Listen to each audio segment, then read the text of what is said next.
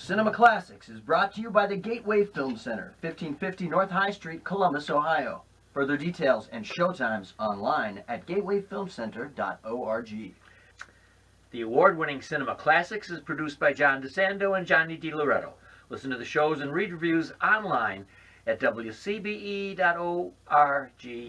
I'm John DeSando. And I'm Johnny DiLoretto. And this is, of course, Cinema Classics. And how about that for an over-the-top, dramatic introduction to sometimes an over-the-top series. To an overwrought conversation. Well, look at, I thought sleepovers were for girls. No? Sleepovers? No, those are slumber parties. Oh, okay, all right. Slumber parties are for girls. Sleepovers are for dudes. All right, so. I don't know, they're for everybody. We're having at the Gateway Film Center something called Sci-Fi Sleepover. Begins this weekend, Saturday night, 11:59 p.m. Whoa. And it is an all-nighter. It's not a marathon. It's just an all-night fun program of your favorite sci-fi movies. You know, kind of like a throwback to when you were an adolescent and you'd have your buddies over and you were watching all your favorite science fiction flicks. Well, you remember last week I told you about Space Odyssey. I put a sheet up. Mm-hmm. Had my kids. We had a virtual. Yeah, right. You screen. I screened 2001. Right. Well, that's not what we do here. We don't use a sheet. We use an actual screen and an actual 70mm projector. Oh. We will kick off Sci-Fi Sleepover. By the way, let me just say really quickly that our 70mm films are off and running. It started with Quentin Tarantino's Hateful Eight. People supported that one. They came out in droves to see that one, and they came out in droves also to see 2001: A Space Odyssey. And now we're going to kick off Sci-Fi Sleepover with a 70mm screening of Star Trek II: The Wrath of Khan. Oh, maybe the. I'm going to just be dramatic throughout. Well, you should be, because I think this is the most violent of all the Star Treks. But it has the most memorable villain. Yeah. In all of Star Trek. Ricardo Montalban. Oh. You know what's interesting about the movie is you'll obviously remember Star Trek, the television series, the original, right? Yep. Which had a 3-year run in the late 60s. And then over the years, there was this passionate following that never went away. So they decided to make a movie, a Star Trek movie. That was 1979. Directed by Robert Wise. Do you know Robert Wise? I do. He's a famous editor. Yeah. And a famous director. Right, of course. Yeah. West Side Story, Sound of Music. So he directed Star Trek: The Motion Picture.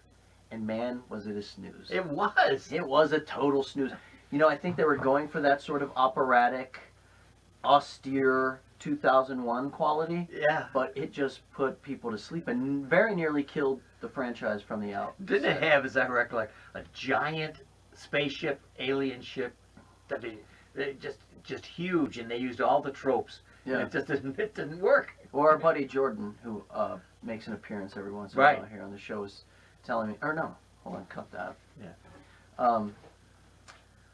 Chris Hamill, the president programmer of the Gateway Film Center, was telling me he remembers Star Trek: The Motion Picture and how slow the shots of the spaceship door kind of opening and a pod going in it. He said it's like there's a shot that just goes on for about 5 minutes of a spaceship entering another spaceship. You know, you'll forgive the imagery, but well, this is spiced up a bit.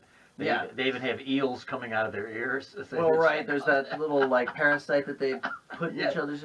As a kid, that was one of the greatest things I'd ever seen. You know, it crawling into Chekhov's ear and then going mad. You know, I loved that. They had used a giant ear, modeled on Chekhov's ear. Oh, they did. And they had some kind of prosthetic coming in and out, and they had left a Q-tip there overnight. Mm-hmm. And when they came in, it was a startling contrast between this little Q-tip, which is kind of, I think they were just joking, and this giant ear. But anyway, yeah, I thought it was. Great. I mean, that idea of that stuff just creeping into your head, excellent. Yeah, it was a great special effect, very tactile, gave you a sense of something crawling inside of you. So, you know, this movie's what, 1982? You got it. Okay, and did you know, I imagine you did your usual Google research on it. It was written and directed by Nicholas Meyer. Yeah. Nicholas Meyer was a novelist. He wrote this Sherlock update called The 7% Solution. Okay. He did Time After Time, based on H.G. Wells. Right. I used to love that movie as a kid, too. Malcolm McDowell as H.G. Wells. Great. Hunting down Jack the Ripper. Jack the Ripper, right, yeah. So Nicholas Meyer really sort of came on board. He rewrote the script. Well, Gene Roddenberry did. Well, Gene Roddenberry got pushed out because of the job he did on the motion, which is kind of ironic. The guy was such a revolutionary, and had made one of the greatest television shows in, entertainment history, and then they squeezed him out of the sequel. Well, one of the things that I remember, which is maybe superficial, but it was the first time that they used the new uniform, the tunic, which always had a little bit of a John Wayne flair to it because the flap. Yeah. That was a Nicholas Meyer touch, I believe. Was it? Okay. Yeah. So Nicholas Meyer comes on, rewrites the script, and he just pumps all this swashbuckling fun back into the movie. Right. And it was a huge hit. And yeah, I think he did do something with he modeled the uniforms after a naval uniform. Could be, right? Yeah. But they're beautiful, and they used them after that. And you have what I think is a staple of this, and was certainly for the television show, that kind of triumvirate between Shatner and Nimoy and DeForest Kelley. Yeah. And so you had that dynamic working, and Meyer really got that working well. Now, Khan, played by Ricardo Montalban, you have to see him to believe him. He looks like a goddarn Indian chief. Yeah. And he has a chest that is not a prosthetic. Right. Most people can't believe anybody could have that magnificent a male torso. Yeah. And that was at a time when, people, I guess the only other, a comparable torso would have been Stallone's. Yeah, right. On a much younger man. Yeah. Who knew that Ricardo Montalban was this this Adonis of a guy? And that was an interesting role for him. Obviously, he was reprising his role from a 1967 episode of Star Trek called Spaced Seed, where he, debuted this part of Khan. But post Fantasy Island, Ricardo Montalban looking really great. And what we also had some other touches, like Scotty had a heart attack prior to this, and he I think he says in the show he had a wee bout that the doctor helped him through. Yeah. It was actually he had a heart attack. Did he really? As an actor, but these are the personal touches I think that really work. Now you have Shatner's Captain Kirk, or is he Admiral now? I think he may be Admiral. I think about we don't want to run afoul of the Star Trek fans out there. I think he is, but anyway, he has his son in this. He has a family business in this that didn't work very well. It was a flat part of the film, so not everything worked in this. Yeah. But what did work, and what really kept people coming back for more, and kept the cast coming back for more, was the friendship, the power of the friendship established between Spock and Kirk. And you'll remember there's that famous death scene of and it's a wonderful Spock. Piece of humanity. Yeah. So great. Yeah. And Nimoy was tired of doing the series, but once he made this, he wanted to come back. Yeah, right. It was so much fun. Yeah. And I think the deal that he would even appear in Star Trek II was predicated upon him being given a great death scene. I think that's what he asked for. He was like, I want a great death scene. And Nicholas Meyer delivers. And Meyer's delivered Shatner. Shatner was not interested in seeing himself age on the screen. He didn't think it should happen. And Meyer said that he could, who did he compare him to? I have in my notes that he had said that he could age gracefully and like Spencer Tracy.